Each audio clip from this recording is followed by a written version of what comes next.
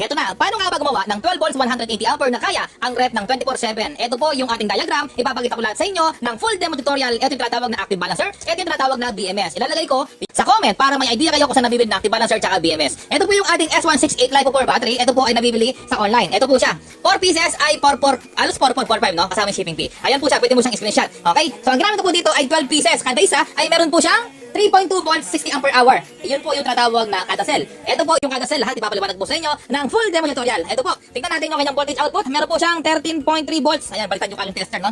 Ayan, positive dito at negative. Ayan, 13 point. Ayan, lost connection po yung tester natin.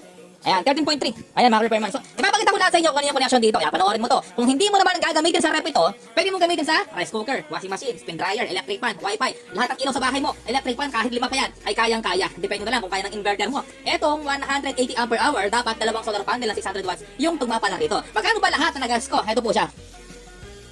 Ito, times ko lang ng times 3, yung 4.5. Yung 4.5, ito po siya, times 3 is 15,000 pesos. No, lahat-lahat. No? Ito yung mga repairman, no? Ito.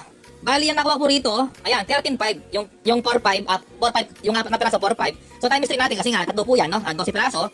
Ayan, 13.5 plus 1.5, yung 1.5 na to, yung BMS tsaka active balancer. So, sa halagang 15,000, meron ka ng makunat na battery. Ano nga ba ibig sabihin ng makunat? Kaya sinasabi makunat, ibig sabihin matagal malobat.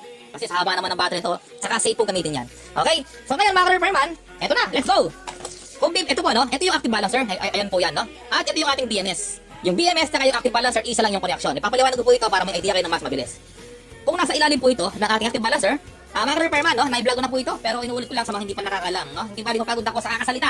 Okay lang, basta't matuto po kayo. Hindi po ako madamot sa kaalaman. Tuusin lang, pwede kong ibenta to eh. Tuusin lang, pwede kong magnegosyo, pero mahal. Mas maganda kung bibili ka na lang, mag-DIY ka na lang. Basta't ito pong gagawin po ninyo para safe, no? Lahat po, sasabihin ko sa inyo para safe po kayo. Etong battery na to, umaabot ng lifespan mga 15 to 20 years. O, diba, nakapakatagal mo siyang gagamitin, mga repairman, no? So, baling, ito na. Ito, kung makikita mo sa ilalim ng active balancer, meron siya tinatawag na B negative. Yung B negative na yan, ito po yung main negative. Yung main power. Okay, tapos may tinatawag na B1, B2, B3. Yung B4, ito yung ating main positive. Okay? So, ito po siya.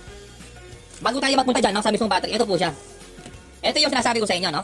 Lahat ng battery na LiPo4 na meron siyang tinatawag na 4S, ibig sabihin ng 4S, 4 series connection, 12 volts po yan. Kapag sinabing 4 series, 12 volts po yan. Ito, yung 12 volts. Okay, 4S, ayan, 4 series connection. Yung 3P, yung 3 parallel. Ibig sabihin po, yung 60 ampere kada isa ay ginawa natin parallel. So magiging 180 ampere hour na po siya. Okay, so example, ito yung 4 na battery. Ayan, 4 na battery po yan, example, no?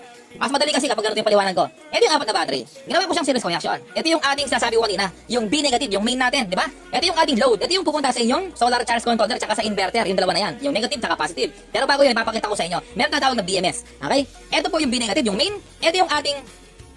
Ay, hindi, mga repairman, baliktad, no? Andre, nagkamal tayo dito. Baliktad. Sorry, no? So, walang cut yung video. Ito silang, pwedeng cut yung video eh, pero hindi na, no? Pinapakita ko sa inyo yung ating pagkakamali. Okay? So, nagkamali po tayo sa drawing, no? Pero sa paliwanag, hindi. Okay? Ayan, ito po yung tatawag na S168, no? Yung nasa... Ito po siya, yung battery na yan, no?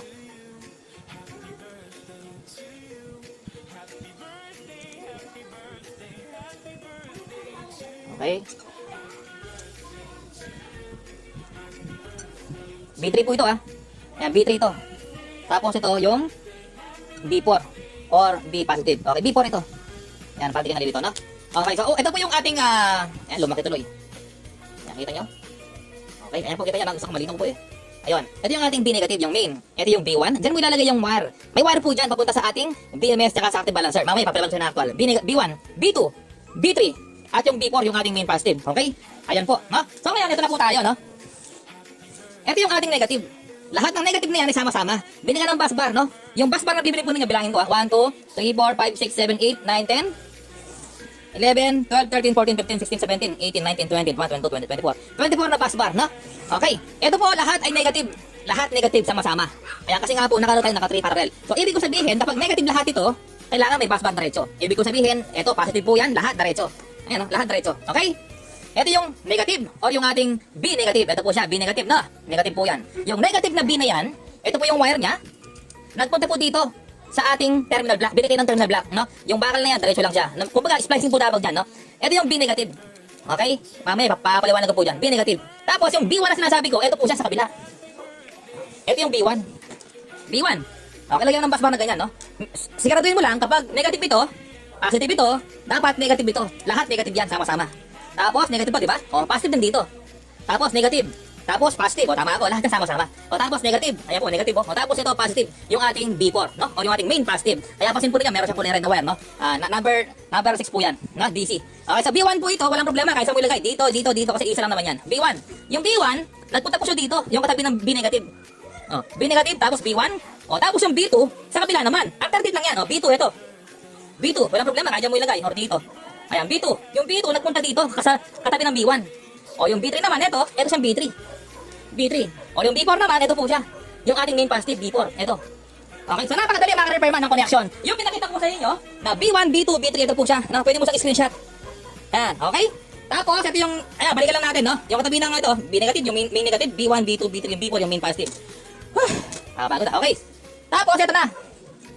Ito yung ating, yung block na to, yung block ng BMS. Ito yung B negative, yung block. Ayan, negative. O tapos, sunod-sunod lang yan. Yung B1, B2, B3, B4. Yung B4 ito yung main positive. So, ganoon din dito sa ating active balancer. Ngayon, pag samasamahin mo dito, gawin mo siyang parallel connection. Ano nga ba yung parallel? Yung pagsamahin mo lahat ng negative. O yung B negative ng active balancer at yung B negative ng BMS sama-sama. Kaya pareho silang kulay black. O tapos, B1, B2, B3, B4. So, napakadali mga ka-repairman. Tapos, ito yung ating BMS. Maglalagay ka ng power po ito, no? Kasama po yan kapag bibili kayo. Ito, tsaka ito kasama yan, okay? Yung P negative power po yan. Power, ito, black, negative, no? Tapos yung B battery, ito po yung B battery, pupunta po sa negative. Ayan po, negative, oh. Okay, sa madaling salita, ito po yung ating red. Ito po yung ating D4, o yung ating main positive. So, ito na, ang ating load. Ito yung pupunta sa solar charge controller na positive at negative. Ito yung pupunta sa ating inverter na positive at negative. Okay, mga repairman, tingnan natin kung gano'ng kalakas, no? Huwag po itong gagayahin. Ayan, no? Lumalago to. Ang lakas. Nagulat po ako. Alright.